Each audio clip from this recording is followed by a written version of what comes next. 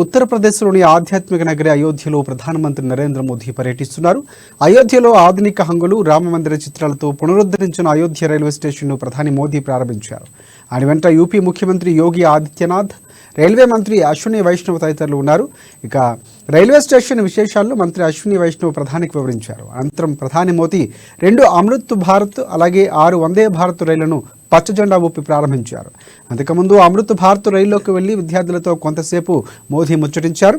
పర్యటనలో భాగంగా అయోధ్యలోని మహర్షి వాల్మీకి అంతర్జాతీయ విమానాశ్రయాన్ని మోదీ ప్రారంభిస్తారు. అనంతరం ఎయిర్పోర్టు పక్కనున్న మైదానంలో ఏర్పాటు చేసే జనసభలో ప్రసంగిస్తారు మోదీ.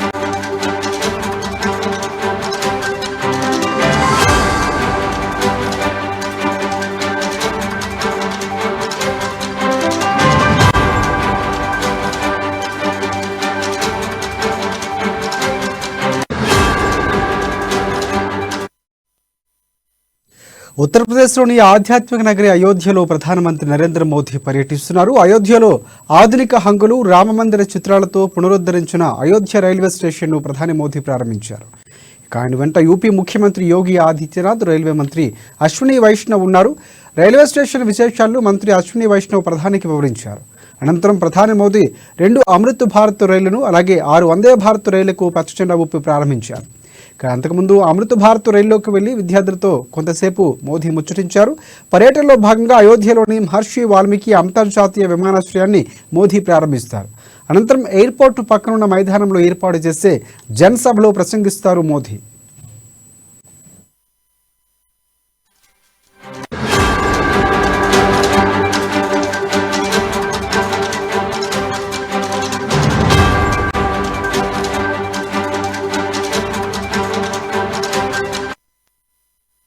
రైట్. ఉత్తరప్రదేశ్లోని ఆధ్యాత్మిక నగరి అయోధ్యలో ప్రధానమంత్రి నరేంద్ర మోదీ పర్యటిస్తున్నారు. అయోధ్యలో ఆధునిక హంగులు, రామమందిర చిత్రాలతో పునరుద్ధరించిన అయోధ్య రైల్వే స్టేషన్ను ప్రధాని మోదీ ప్రారంభించారు. ఆయన వెంట యూపీ ముఖ్యమంత్రి యోగి ఆదిత్యనాథ్, రైల్వే మంత్రి అశ్విని వైష్ణవ్ తదితరులు ఉన్నారు. రైల్వే స్టేషన్ విశేషాలను మంత్రి అశ్విని వైష్ణవ్ ప్రధానికి వివరించారు. అనంతరం ప్రధాని మోదీ 2 అమృత్ భారత్, 6 వందే భారత్ రైళ్లకు పచ్చజెండా ఊపి వాటిని ప్రారంభించారు. అంతకుముందు అమృత్ భారత్ రైల్లోకి వెళ్లి ప్రధాని మోదీ విద్యార్థులతో కాసేపు ముచ్చటించారు. పర్యటనలో భాగంగా అయోధ్యలోని మహర్షి వాల్మీకి అంతర్జాతీయ విమానాశ్రయాన్ని మోదీ ప్రారంభిస్తారు. అనంతరం ఎయిర్పోర్టు పక్కనున్న మైదానంలో ఏర్పాటు చేసే జనసభలో ప్రసంగిస్తారు.